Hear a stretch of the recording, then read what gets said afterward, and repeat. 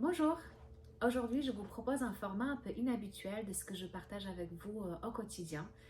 J'aimerais aborder le sujet qui interroge beaucoup d'entre vous, vous les vendeurs qui souhaitez vendre et vous les acquéreurs qui avez un projet immobilier. Comment se porte le marché immobilier aujourd'hui? Quelle est la différence entre l'achat et la vente il y a encore un an et demi et l'achat-vente aujourd'hui? Pour cela, je fais appel à Chloé, Chloé Baba, notre experte du jour et courtier en financement qui couvre tout le secteur de la Savoie.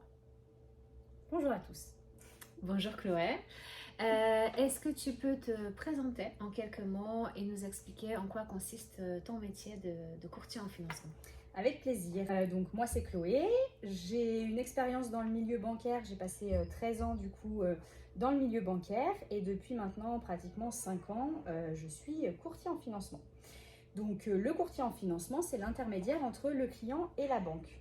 Mon rôle va être de trouver la meilleure solution de financement pour mon client, de négocier pour mon client les meilleures conditions auprès des banques et de l'accompagner dans toutes les démarches liées à la mise en place de son projet immobilier et surtout donc de son prêt immobilier.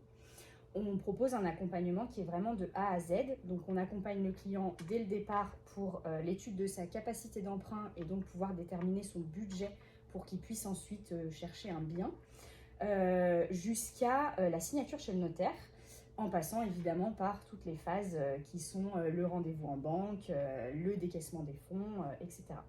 D'accord, parfait. Voilà. Euh, Peux-tu nous dire comment se porte le marché immobilier en ce moment, de ton point de vue, bien évidemment, et quel est l'impact de la hausse des taux d'emprunt sur le budget des acquéreurs? Alors, déjà au niveau du marché immobilier, enfin du marché du financement en tout cas, en ce moment, c'est vrai que ça a été un petit peu compliqué ces derniers mois, tout simplement parce que les taux ont énormément augmenté et surtout ont augmenté rapidement. Pourquoi ils ont augmenté? C'est lié à la Banque Centrale Européenne, puisque les banques définissent leurs taux en fonction des taux de la Banque Centrale Européenne. La Banque Centrale Européenne a énormément augmenté les taux, puisqu'en un an, on les a augmentés 8 ou 9 fois. Donc ça a été assez rapide. Et forcément, la banque, à son niveau, vu qu'elle achète l'argent plus cher, pour faire simple, elle va forcément le redistribuer plus cher derrière. Donc il a fallu augmenter les taux pour permettre aux prêts immobiliers de rester un produit rentable pour la banque. Et du coup, on s'est retrouvé effectivement dans une période un petit peu difficile où les banques ont un petit peu limité leur production de crédit et ont été du coup plus exigeantes sur les critères d'octroi, donc que ce soit les revenus, l'apport, l'épargne, ce genre de choses. Donc c'est vrai qu'il a fallu que les dossiers soient bien plus béton pour que les banques derrière aient envie de suivre du coup le dossier. On revient là un petit peu depuis la rentrée sur une période un petit peu plus calme, je dirais, parce que, enfin calme, pas calme, mais un petit peu plus ouverte, parce que certaines banques qui s'étaient du coup retirées ces derniers temps du marché ou qui avaient mis en place certaines normes parce qu'il fallait un certain niveau de revenu pour qu'on puisse envisager d'avoir un dossier ou ce genre de choses, ont réouvert un petit peu plus leurs portes. Donc du coup, c'est le retour aussi un petit peu à la concurrence entre les banques. Et la concurrence, c'est bien parce que du coup, ça nous laisse plus de possibilités et plus de solutions pour nos clients. Ok. Voilà au niveau des banques. Au niveau du budget, effectivement, les taux ont tellement évolué qu'entre janvier 2022 et aujourd'hui, on est passé sur des taux grosso modo de 1,30 à des taux à 4,5. Donc c'est vrai que l'impact sur le budget des clients a été énorme et la plupart des clients ont perdu à peu près 30% sur leur budget. Ce qui veut dire qu'un client qui pouvait emprunter en janvier 2022, qui avait une capacité mensuelle de 1 500 euros pour son projet immobilier, pouvait à l'époque emprunter un peu plus de 340 000 euros, quand aujourd'hui, pour la même mensualité, on va être sur 250 000 euros. Donc on a plus de 90 000 euros d'écart entre les deux. Et ça fait mal. Et ça fait mal parce que l'immobilier est quand même à un niveau qui est très élevé. Donc du coup, c'est vrai qu'on a des taux qui remontent, un immobilier qui reste assez élevé. Donc les deux critères combinés, forcément, les clients ont du mal à trouver des biens dans les budgets que nous, on leur annonce. Très bien. On pourrait donc dire qu'on revient à la normale, puisque c'est vrai qu'on s'était habitué à un taux qui frôle 1%. Pour ceux qui ont un projet immobilier en tête aujourd'hui, comment faut-il s'y prendre? Quels sont tes conseils?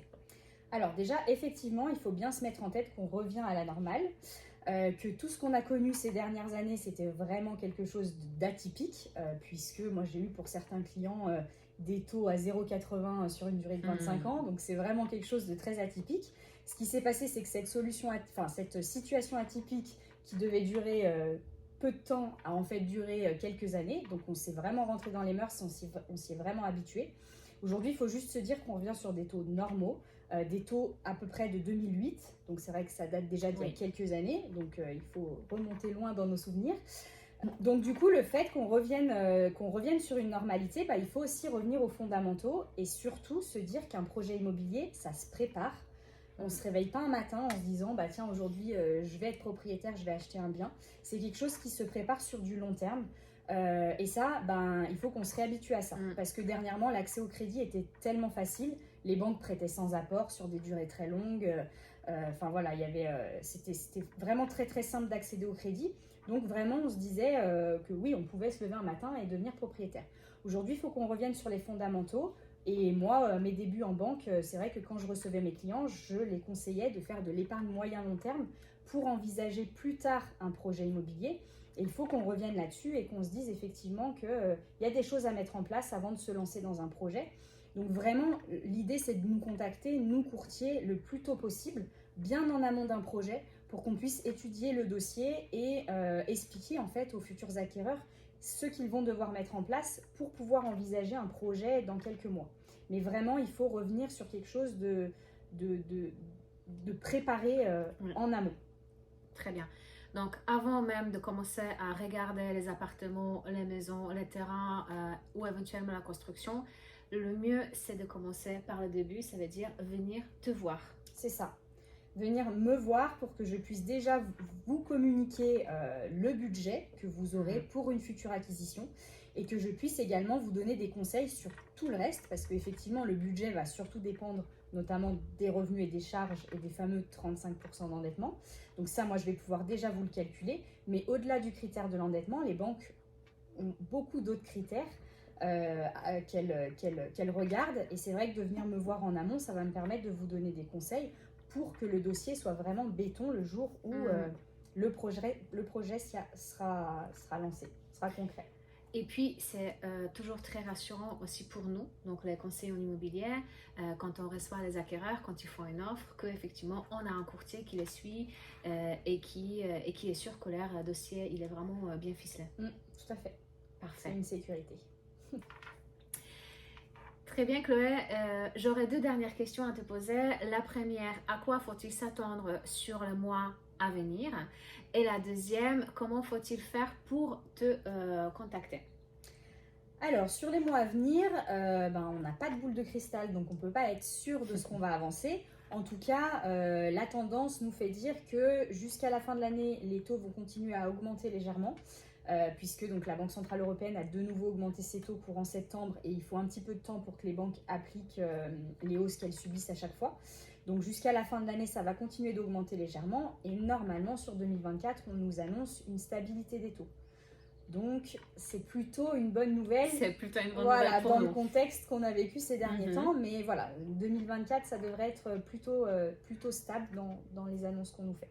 Donc c'est plutôt positif pour des gens qui ont aujourd'hui un projet en tête. Tout à fait.